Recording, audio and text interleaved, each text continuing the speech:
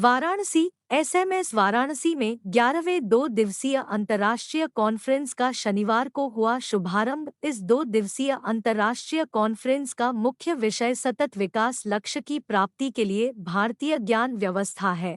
2 दिवसीय अंतर्राष्ट्रीय कॉन्फ्रेंस के पहले दिन 3 अलग-अलग तकनीकी सत्रों का आयोजन भी हुआ, जिसमें देश विदेश से आए लगभग 200 प्रतिभागियों ने शोधपत्र प्रस्तुत किया।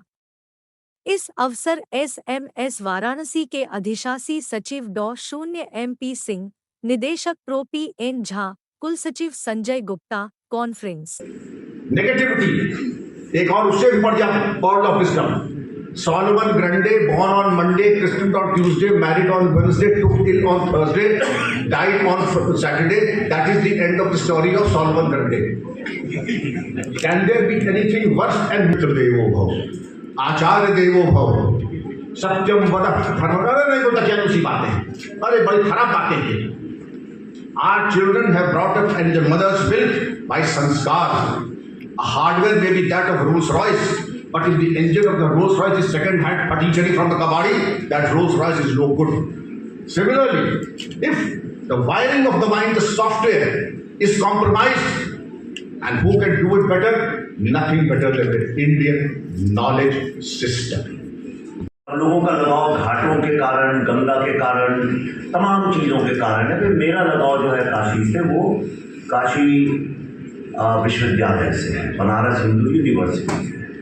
और मैं मालवीय जी को बहुत मानता हूँ। और कल ही मैं बता रहा था इनको कि मैं जो मेरी नई फिल्म है द डेली फाइल्स, उसके लिए बहुत हम लोग पार्टीशन का जो सत्य है, जो कोई पढ़ाता भी नहीं है, कोई जानता भी नहीं है, कोई सुनाता भी नहीं है, अगर उसको सुनेंगे तो सारी धारणाएं हमारी ऊपर नीचे हो जाएंगी और कोई वो डिस्टर्ब करने का काम करता नहीं है। डिस्ट्रप्शन तो राजनीति में सबसे कम किया जाता है।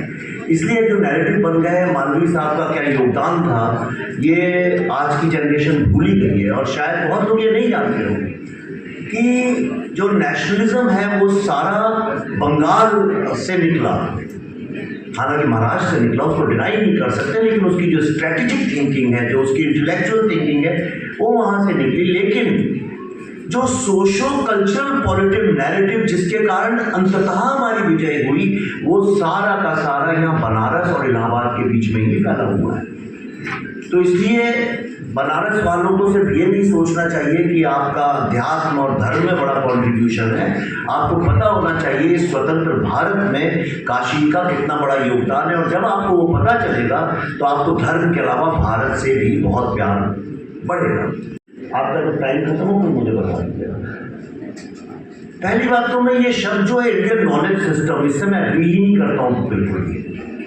ये एक तरह की हिपोक्रेसी है। ये जो हमने कॉलोनियल माइंडसेट से जो सीखी है, सामने वाले को बुरा ना लगे, खुश हो जाए, हमारी बात स्वीकार हो जाए।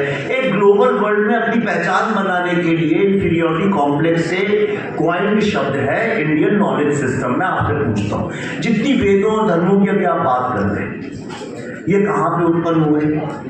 भारत में 7 या 11 मेन यूनिवर्सिटी वर्ल्ड की सबसे पहले शुरू हुई। सारा जितना ग्रामर है, जो लॉजिक है, जो लिटरेचर है, जो साहित्य है, जो आर्ट है, ये जितनी कलाएं हैं, नाट्य शास्त्र है, ये तो सारी यूनिवर्सिटीज में बनी। जिसको आज आप नॉलेज सिस्टम बोलते, चाहे आयुर्वेदा हो या योगा हो, ये ऋषि बोले, संन्यास। Biannual research journals for giving proper impetus to this great cause.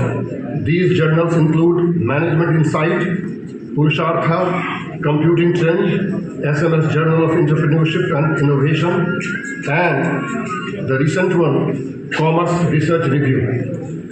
The present international conference, 11th in a row, is being organized under a similar spirit with the aforesaid landscape of SMS Varanasi. The conference topic revolves around these outreach initiatives and civic engagement quite sincerely as a globally sensitive organization, and further provides a context that enhances professionalism, humanism and social responsibility of a high order, with a view to meticulously address to the set of daunting challenges before a pristine B school in maintaining desired level of professional impeccability. SMS Varanasi regularly undertakes a comprehensive introspection as well as environmental scanning to ensure that no emerging issue of academic significance could escape its intellectual radar. And this is the putative singularity of the institution's ambrosial salience. Guided by its societal hortatory obligations, SMS is once more standing before you with a